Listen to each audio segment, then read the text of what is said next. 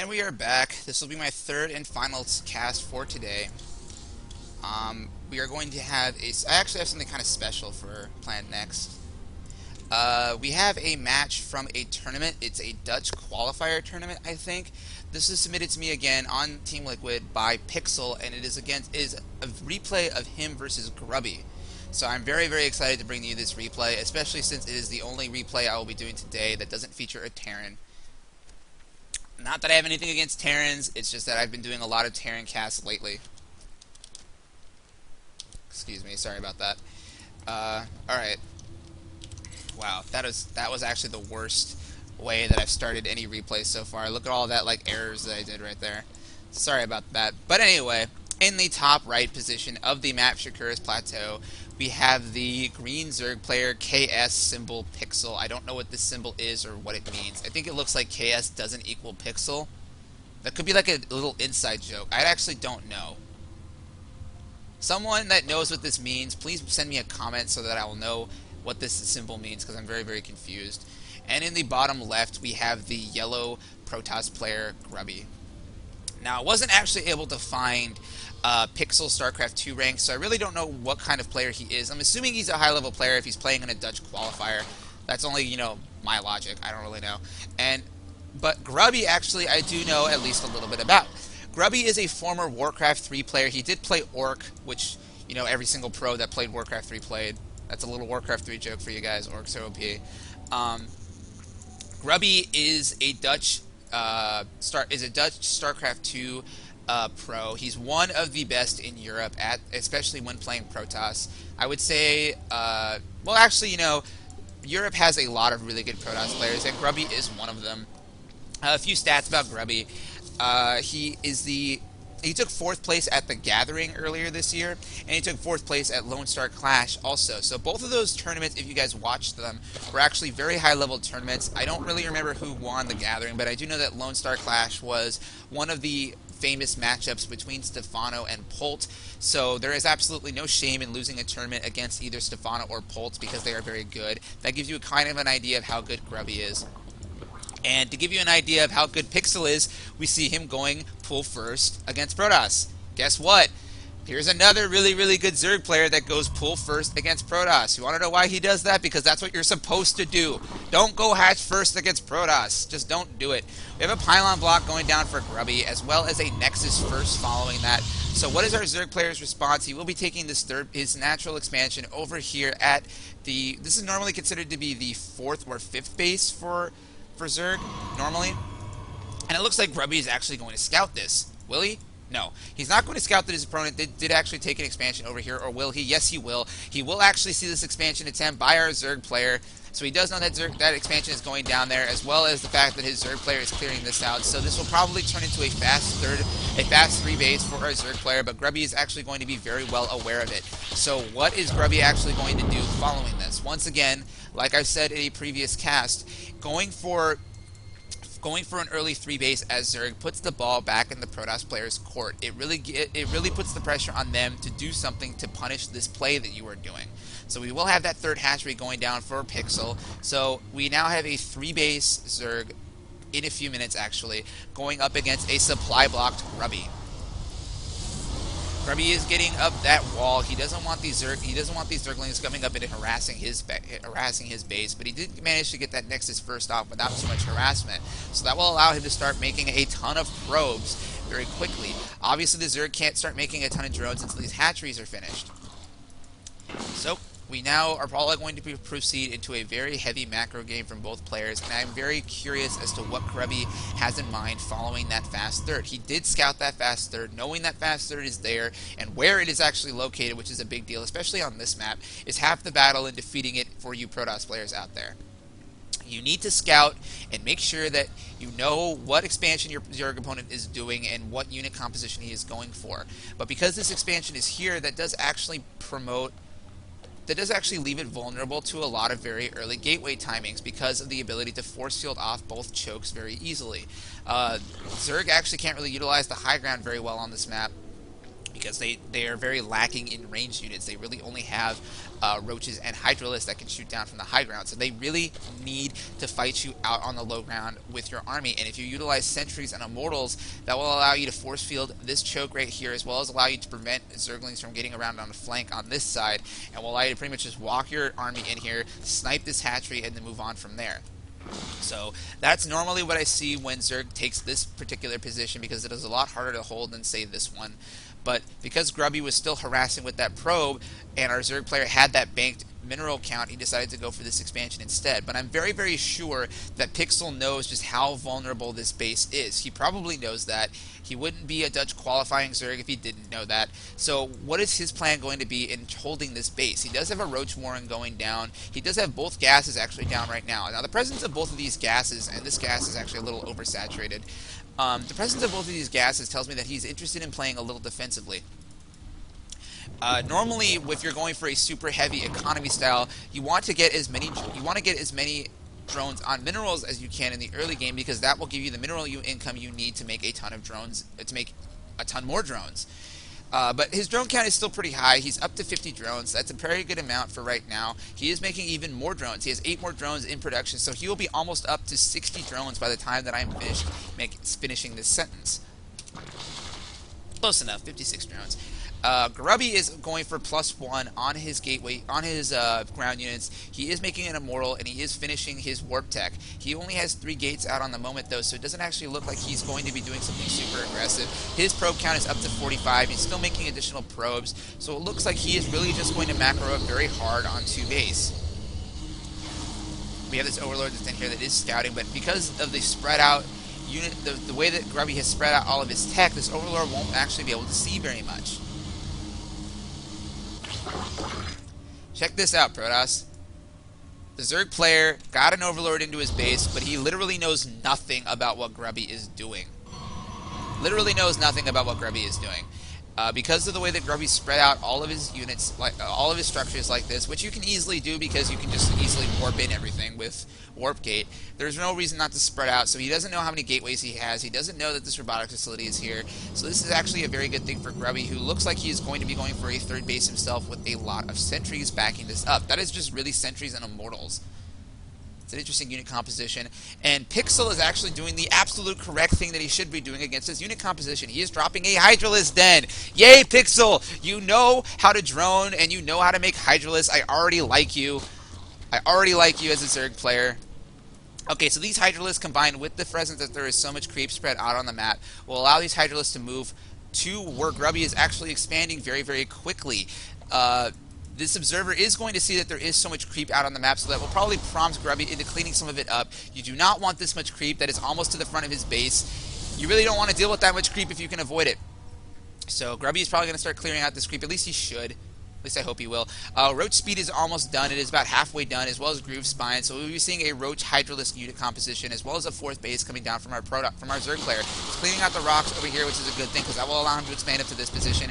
And like I just said, we do have Grubby coming out on the map, clearing out this creep, which will make those Hydralisks not quite as effective as they would be if they were on creep. We do have an attack coming over here to the 3rd base, but those roaches are already in position. I don't think Grubby knows that. Grubby doesn't know that all those roaches are there, but force fields and those immortals will allow him to clean out most of those roaches. Here come additional roaches. That is a lot of sentries for a lot of force field energy. He needs to snipe this hatchery. He does. He's going to be sniping that hatchery. Those immortals, look how fast those immortals kill that hatchery. That hatchery will go down.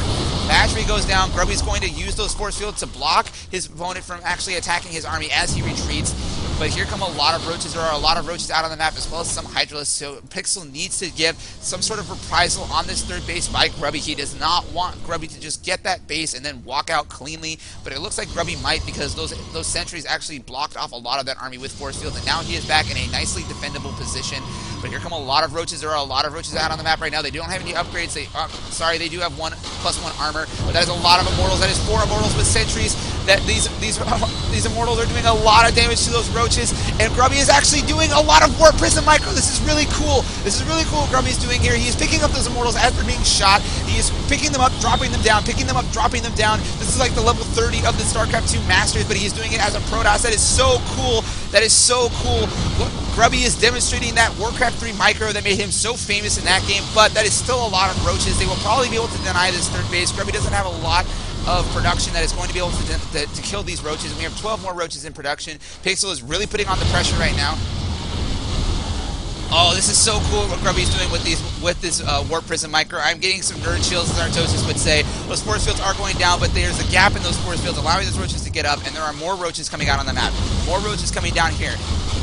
He's up to 173 supply, and most of it is in roaches. Grubby is only at 74 supply, so our Zerg player is almost 100 supply ahead of his opponent right now, but those Immortals are still allowing him to kill a lot of roaches cost effectively. Grubby is picking up those Immortals again, dropping them down again. Grubby is actually making me such a fan of his play right now. Grubby is dropping down those roaches, those Immortals again. Those Immortals will finish off those roaches, and miraculously, Grubby manages to hold that third base. But we have more roaches coming out here right now, but with the amount of micro that Grubby is using with those Immortals, that is not going to be enough roaches from our Zerg player. He is making Hydralisks. Those Hydralisks will allow him to shoot down that pesky Warp Prism that is allowing Grubby to stay so cost effective with those Immortals. Those Immortals are heroes right now. They are so badly damaged, but they have 17 kills and 14 kills respectively. Those are 17 and 14 just pure roach kills. We have more roaches out on the map, but the combination of those force fields and those Immortals, but those force fields weren't actually that great. These roaches are right in those Immortals' faces, but those force fields do block them back. Those roaches cannot actually shoot back at those Immortals. But the roaches are making their way over here. They are going to be able to empower both of these warp gates. Grubby needs those warp gates. He only has 3 more after those are done. He is researching Psionic Storm on top of all of this, but the presence of those Hydralisks are actually going to make it very difficult for Grubby to continue doing what he is doing right now. Apparently, Grubby is complaining of some lag. You know what would be a great idea, Grubby? A great idea for you would be to drop those Immortals on this cliff right here, above it, but he's not actually going to be able to do that, and those Hydralisks are doing what they are supposed to do. They're doing a lot of damage to those Protoss units. He's not going to be able to hold this base any longer. Those Immortals that have done so well for Grubby are probably going to go down. These roaches and Hydralisks are going to be able to deny this 4th base.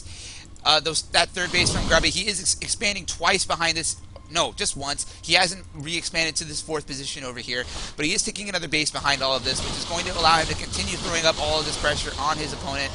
And there aren't very many units left for Grubby. He is actually floating a lot of minerals right now because of his ability, because he doesn't have enough gateways right now on the map to produce what he needs. Okay, so he does have Psionic Storm. That will be the answer that Grubby needs to deal with those Hydralisks, but he doesn't really have much in the way of defending units right now to stop this Roach Hydralisk army that will be making their way up into his natural very shortly. He is going to drop this probe down here and expand again, but that won't really make much of a difference if he loses his natural expansion. Force fields do go down on the ramp that will prevent that Zerg army from making it up there. He needs a storm on all of that. Come on, Grubby. There it is. There goes the storm. That storm is actually going to force that Zerg army back, or will it? No. Pixel is actually just going up that ramp. He will probably take a lot of damage by him, but he is managing to snipe that forge in the process. And those units are still making their way up there, but they are still very badly damaged by all of those storms. But Grubby doesn't really have anything that he can use to kill off the remainder of it. He is evacuating the probes from that natural expansion. And actually, with the destruction of this natural expansion, Grubby's probably going to be forced to call GG. He can't continue to hold back this constant aggression without that natural expansion's economy, but he is going to make a last stand. He does have an Archon. He does have another storm that is a good storm on all of those roaches, and he is bringing up the probes to fight, but that is just too much stuff. And another wave of reinforcements will allow him to kill off what is left of Grubby's base. But Grubby is actually going to kill all of those roaches and all of those Hydralisks. Pixel needs to regroup before he sends in units. He's regrouping in the middle of the map. And even though Grubby is still alive, he is limping right now. He doesn't have any more units. These Stalkers and this Immortal is pretty much all he has left. He did manage to save this Nexus though, which is still very, very impressive. Grubby's micro in this game is actually really impressing me. It's clear to me right now how he won 4 World Championships as a Warcraft 3 player. But he's probably going to lose this game to Pixel, who is just getting bigger and bigger and bigger. As brave and as valiant as those Spartan Immortals are, they will not be able to hold back the Persian horde that is the Roach Hydralisk army of Pixel forever. Grubby is eventually going to die. I really don't see how he can manage to survive this very much longer. Here come the roaches. That is a lot of roaches. A storm does manage to go down, but that is damaging some Protoss units in the process. Those roaches have reached Grubby's defenses, and Grubby calls GG. That was brilliant. That was a brilliant play by both players. Thanks for making the last replay of today's cast so good. Thank you for the submission, Pixel. That was a great game. Now, Pixel, you did two things in this game that I have been preaching for the last couple casts. Thank you for agreeing with me and showing me how good it can be against Protoss. You did two things that I'm going to highlight right now. The first is that you went pull first against a Protoss. You always go pull first against Protoss. Don't go hatch first against Protoss, Zergs. Believe me, if you take this advice, you will find that that ZvP makes a lot more sense. The second thing that you did that was so brilliant was, once again, you managed to find yourself ahead of your opponent economically. The reason why is because you managed to get that third base down so quickly, and Grubby didn't really pressure it very early on. He went for kind of a mid-game pressure. He did manage to snipe it, but he didn't really have much in the way of units. So we're going to go back a little bit, just so I can demonstrate what I'm talking about here a little bit further. Okay. Now, Grubby's army is very, very small. Grubby does have very good Warcraft 3 micro, but his army is still very small. He is expanding out on this portion of the map, but he's still only on 2 base. Meanwhile, Pixel has been saturated up to 63 drones for quite a while, so his economy is very, very good. Now, the thing that about Zerg that I've been saying in this matchup for a few days now is that roaches are very cheap resource-wise, but they are very expensive supply-wise. So, here's the engagement. Grubby does manage to snipe down this hatchery. But, hold on a second. Look at the supply here. Does anybody else notice something about the supply? Grubby is at 96 supply. Pixel is at 155 supply. Now, why is he at so much supply? Because roaches are very inefficient supply-wise. I've said this before. So, what that means is that even though he is at this many supply right now, were his opponent at the same supply count, Grubby's army would be so much more cost-effective than Pixel's army, because roaches aren't cost-effective supply-wise. But that doesn't really mean very much. When Pixel is up at 155 supply and Grubby is only at 96, this is where roaches shine. This is where roaches shine. You have so much supply so quickly of all of these units that even though Grubby has some fantastic micro, you can just swarm him to death. So, he does manage to snipe this base, but look at all these roaches. That is 34 roaches, 39 roaches. That is 39 roaches versus 5 stalkers, 4 immortals, 5 sentries, a warp prism, and a zealot. So even though roaches aren't very efficient supply-wise, when you have 42 of them and your opponent only has this many units, it doesn't matter how cost-inefficient supply-wise they are. You can just swarm your Protoss opponent, which is what Pixel does. He swarms Grubby.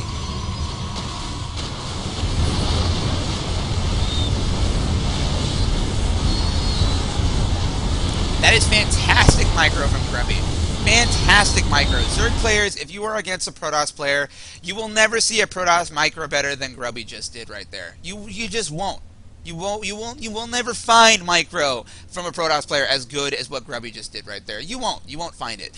But it doesn't matter because Pixel had so many roaches that even though Grubby was microing so beautifully, he just can't hold that many roaches with that small of an army. That is why roaches are good. That is why Protoss complains about roaches, because you can swarm with them and they are just going to be spending all of their money and all of their time defending against them that you can just macro up so very easily behind them. So, great use of roaches by Pixel. He does throw in Hydralisks on top of that, which is also a beautiful decision. Protoss cannot really deal with Hydralisks, especially Hydralisks that are being backed up by roaches, until they have Colossus out on the field. And if you are swarming with roaches before those Hydralisks actually get there, well then, your Protoss opponent is not going to be making Colossus. He's going to be spending all of his time making Immortals, making Gateway units, defending his base. He won't have the money for Colossus. Now, Grubby does, of course, have the money for Colossus right now, but he's spending all of his APM defending his base, and he's actually going for Templar Tech instead. Both of which lended themselves to the Hydralisk play that Pixel eventually did. And that allowed him, the combination of these roaches and the fact that he followed it up with Hydralisk, and the fact that he was spreading creep so well, and the fact that he was droning so well, and the fact that he expanded behind all those attacks, all those things I just described right there is what you should always be doing as a Zerg player in this matchup, were the reasons why he was able to take down one of the best Protoss in Europe. So great game by Pixel, beautiful micro by Grubby. You made me more of a fan of you just by watching that, even though you lost. That was a beautiful game. I'm glad I got to cast that. So that will be the last cast for today. If you would like to see more casts, or if you would like to know when I go live, please follow me at ktvindicare on Twitter. All of these recordings will be put up on YouTube, so you can see them. You can see them there if you haven't seen them live on this stream. I am always looking for more casting opportunities, so if you have a small time tournament or something that you would like me to cast, let me know. Give me feedback on all of my casting. I'm still constantly looking to improve, and the only way that I can improve is if I get feedback from the community on what I'm not doing very well. So, at least for today, this is KT Vindicare, and I am signing off.